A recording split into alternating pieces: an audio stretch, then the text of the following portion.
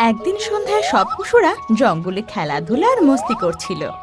শের খানও সেখানেই বসেছিল। সেই সময় হঠাৎ মিঙ্কু ভাল্লুক দৌড়ে দৌড়ে ভয়ে সেখানে আসে।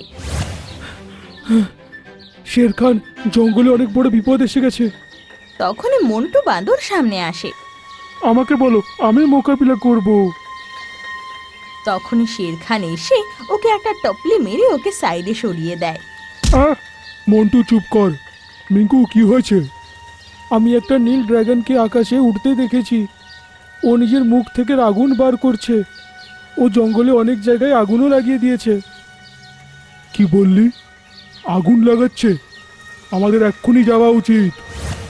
বলে শের খান বাকি পশুদেরও নিজের সাথে নিয়ে নেয় আর সবাই সেখানে পৌঁছায় যেখানে আগুন লেগেছিল। পাশে একটা পুকুর ছিল যেখানে হাতিরা সুরে জল ভরে আগুন নেভানো শুরু করে। বাকি পশুরা ওদের সাহায্য করে।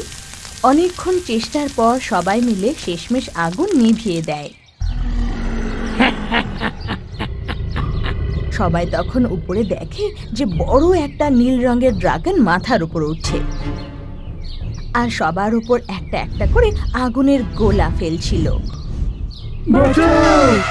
পশুরা ভয় পেয়ে পালাচ্ছিল, কিন্তু যেখানে আগুনের গোলা ফেলতো সেখানে আগুন লেগে যেত। পালালে কোনো লাভ হবে না ভিতুরাম। ও নিচে চলে আসে আর জোরে জোরে হাসতে লাগে। তোর এত সাহস? তুই আমাদের জঙ্গলে আগুন লাগাবি?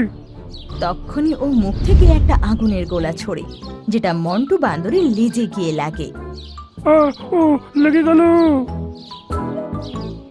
ও এদিক ওদিক পালাতে লাগে আর শেষে গিয়ে পুকুরে গিয়ে লেজ ডোবায়।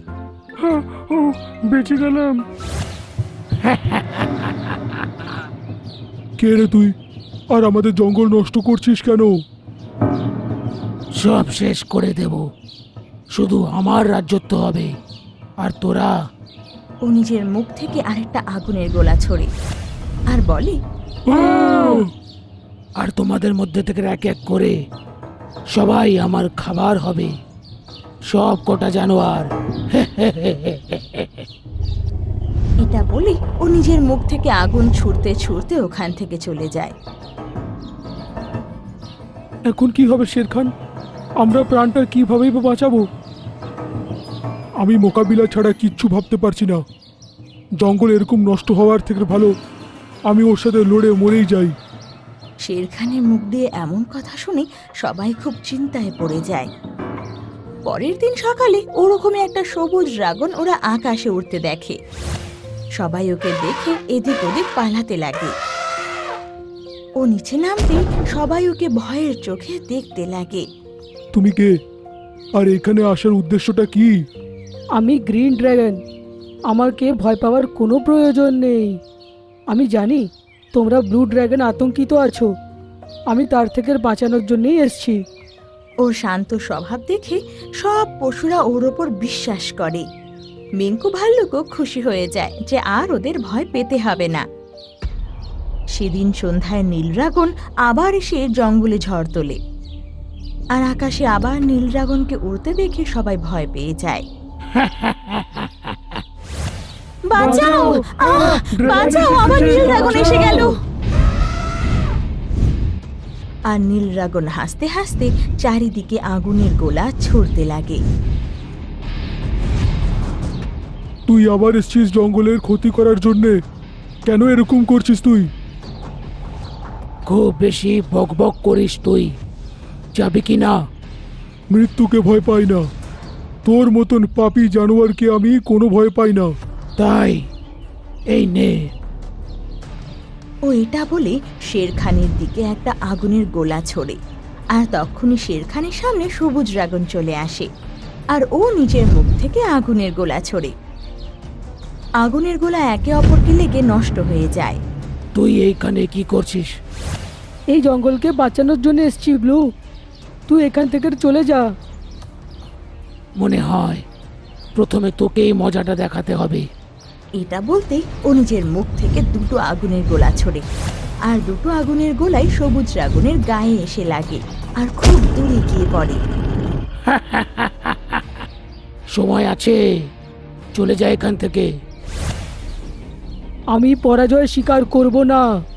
এবার সবুজ ড্রাগন মুখ থেকে 3টে আগুনের গোলা ছড়ে, আর সেটা নীল ড্রাগনের গায়ে খুব জোরে লাগে। আহ! সবুজ ড্রাগন একটা গাছ ভাঙে আর সেটাতে আগুন লাগিয়ে দেয়, আর সেই গাছটাকে নীল ড্রাগনের দিকে ছুড়ে দেয়। গাছটা খুবই বড় ছিল, আর সেই গাছের তলায় চাপা পড়ে নীল ড্রাগন চেঁচাতে লাগে। আহ! ও অনেক কষ্ট করেও নিজেকে গাছ থেকে ছাড়ায়, কিন্তু ততক্ষণেও অনেকটাই পুড়ে যায় আর লড়াই করার শক্তি হারায়। আহ! ও আর চেঁচাতে চেঁচাতে সেখান থেকে পালিয়ে যায়। এটা দেখে সবাই খুব খুশি হয়ে যায়। তুমি আজ আমাকে আর আমার জানোয়ারদের বাঁচিয়ে নিলে। আমরা সব সময় তোমার কৃতজ্ঞ থাকব। না শের খান, এটা তো আমার কর্তব্য। আচ্ছা, আমি আসি। তা বললে তো হবে না গ্রিন, কিছুদিন তো এখানে থাকতে হবে। হ্যাঁ গ্রিন ড্রাগন, কিছুদিন যদি এইখানে থাকো আমাদের বন্ধুত্বটা আরও বেড়ে যাবে। তোমায় থাকতে হবে এখানে।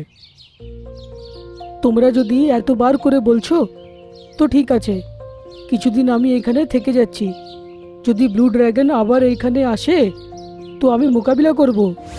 সবুজ ড্রাগন সেই জঙ্গলেই থেকে যায় আর বাকি পশুদের সঙ্গে মিশে যায়। ও বেশিরভাগ টাইম মিঙ্কু ভাল্লুকের সাথে সময় কাটাতো। মিঙ্কু ভাল্লুক, একটা কথা বলার ছিল তোমায়।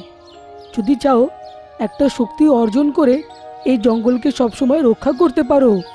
সেটা কি করে গ্রিন ড্রাগন? তোমাদের এই জঙ্গলে একটা গুহা আছে যেখানে একটা চিরাগ রাখা আছে। যদি তুমি সেটাকে পেয়ে যাও তাহলে তুমি নিজের সব বিপদ আর জঙ্গলকে রক্ষা করতে পারো। যদি তাই হয় তাহলে তুমি এখনো চিরাগটা নাওনি কেন? ওই চিরাগটাকে কোনো ড্রাগন নিতে পারে না, তাই আমি তোমাকে বলছি। আরে বাহ, জাদুর চিরাগ! ওটা আমি নিয়ে সব থেকে শক্তিশালী হয়ে যাব।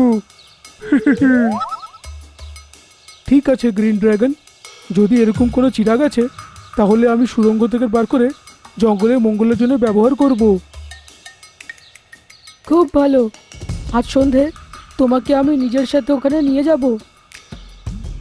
ওর সাথে কথা বলে সবুজ ড্রাগন পাহাড়ের দিকে উড়ে যায়, যেখানে নীল ড্রাগন ওর অপেক্ষা করছিল। আসলে ওরা দুজন পরস্পরের ভাই, আর ওরা দুজন মিলে এটা নাটক করেছিল যাতে সবুজ ড্রাগনের উপর সবাই বিশ্বাস করে ফেলে। আমাদের প্ল্যানটা সফল হচ্ছে দাদা। সব জানোয়ার আমার ওপরে অন্ধের মতন বিশ্বাস করছে। আর সন্ধে মিঙ্কু ভাল্লুককে দিয়ে ওই চিরাগটা আমি পেয়ে যাব, যেটার জন্য আমরা এত কিছু প্ল্যান করেছিলাম। কিন্তু এই দুই ড্রাগন আসলে কোন জাদুই চিরাগের কথা বলছে? ওরা কি সেই চিরাগ জোগাড় করতে পারবে? সে চিরাগ পাওয়ার পর ওরা মিঙ্কু ভাল্লুকের সাথে কি করবে? এই সব প্রশ্নের উত্তর আপনারা পাবেন এই গল্পেরই পরের অংশে শিগগিরই।